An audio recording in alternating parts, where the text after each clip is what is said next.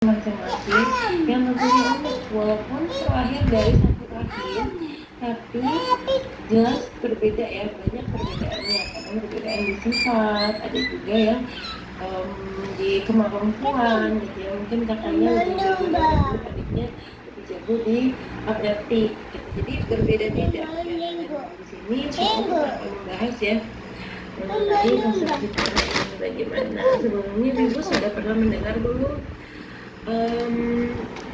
konsep fitrah sebelumnya? Konsep fitrah itu ada berapa sih? Ada yang tahu? Nah, boleh ditulis loncat ya. Jadi fitrah itu ada berapa? Kalau sebelumnya sudah ada yang pernah mendengar? Belum tahu ya. Oke. Mungkin ada yang, kalau ada yang tahu boleh banget ya nulis di kolom chat, bisa di sharing.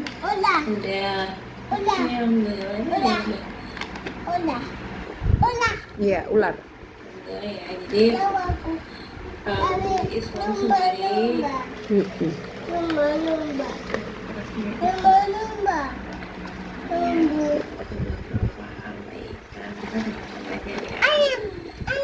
jadi di Islam sendiri ada konsep fitrah, yaitu fitrah yang sudah Allah siapkan dalam diri manusia untuk cenderung memilih kebaikan dan menerima kebenaran. Ada di surat Ar-Rum ayat 30 ya, maka wajahmu menurut agama Allah. Allah yang telah menciptakan manusia menurut tidak ada perubahan pada ketika Allah yang telah agamanya lurus, tetapi ketika manusia tidak mengalami setiap anak dilahirkan dalam fitrahnya. Keduanya orang tuanya yang menjadikannya sebagai anak itu sehingga bukan kosong ya. Anak sudah Allah fitrah dalam dirinya. Dalam pendidikan berbasis fitrah kita ketahui ada 8 ya, ada 8 fitrah itu kurang lebih gimana ya, yaitu yang pertama fitrah keimanan, yang kedua adalah fitrah bakat dan kepemimpinan. Ini berhubungan dengan sifat keunikan dan potensi produktif dari seseorang. Yang ketiga ada fitrah belajar dan bernalar, Caterpillar. yang keempat fitrah egosentris Ulat. dan sosialis, itu berhubungan dengan ego dan sosial. Yang kelima fitrah seksualitas, fitrah cinta dan seksualitas, yang berhubungan dengan gender. Fitrah jasmani berhubungan dengan fisik ya. Fitrah estetika dan Ubur-ubur berhubungan dengan bahasa dan karakternya. Fitrah perkembangan yaitu berhubungan dengan kedewasaan. burung parrot itu deh. Satu ya. Jadi yang pertama adalah fitrah Parrot. dimana Gordon X untuk menjadi fitrah keimanan itu di 0 sampai Ini bukan kata ini, coba dilihat dulu ini apa? setahun kan?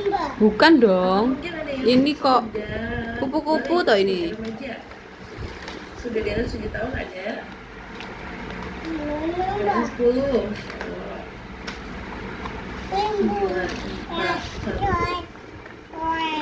Parrot, iya, cowek-cowek parrot. Ada yang yang di atas 7 tahun, nggak apa-apa. Insya Allah masih bisa dikejar ya gitu. Jadi fokusnya pada menanamkan kecintaan kepada Allah, mahabbah gitu ya, membentuk kesan positif terhadap agama. Jadi di usia ini orang tua harus menjadi role model yang baik, menciptakan atmosfer kebaikan, kesolihan, itu Allah. Burung parrot. Jadi jangan lupa dalam setiap momen kontekskan setiap peristiwa kepada sifat Allah, tidak boleh mengganggu ibadah dan menjadikannya lupa. Ada ibu di sini yang sudah mengajarkan anaknya sholat. Mana tadi monyetnya? Hilang. Ada yang sudah mengajarkan anaknya sholat. Sayang, ya, insya Allah. Jadi walaupun ibu-ibu di sini sudah mengajarkan anak sholat, ya sudah mulai menghafal Al-Quran mungkin, tapi ingat ya tidak boleh digigas, tidak boleh hatinya sampai berpikiran negatif terhadap agamanya.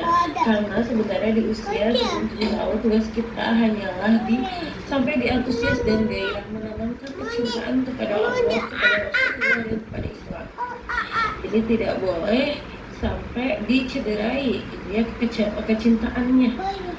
Jangan sampai kita di usia ini tidak disarankan memberikan hukuman ya maksudnya memberikan hukuman dalam konteks hukumannya Allah. Jadi nanti kamu masuk neraka. Nah itu tidak disarankan ya, karena dosa ini harus kita fokuskan kepada kebaikan-kebaikannya Allah gitu, supaya anak cinta kepada Allah. Dan juga tidak boleh dipaksa. Kalau belum mau sholat tidak boleh dipaksa ya, karena memang perintah sholat itu di usia 7 tahun dan Berapa itu, boleh Dek? dipukul pada saat usia 10 tahun sebenarnya. Jadi sebelum 7 tahun itu sifatnya hanya memotivasi, mengajarkan dan menanamkan kecintaan gitu ya. Jadi yang pertama, contoh kegiatannya bisa dengan mengandalkan Allah pada setiap momen. Nah, misalnya lagi makan, Masya Allah, Alhamdulillah, ini rezeki dari Allah. Allah yang kasih rezeki kepada ibu ya, kepada ayah, sehingga kita bisa makan makanan yang enak ini. Masya Allah, Allah baik sekali ya gitu. Dan saat hujan, Allah baik banget. Allah sudah beri rezeki kepada bulan kepada kita yang tadinya itu panas, terus sekarang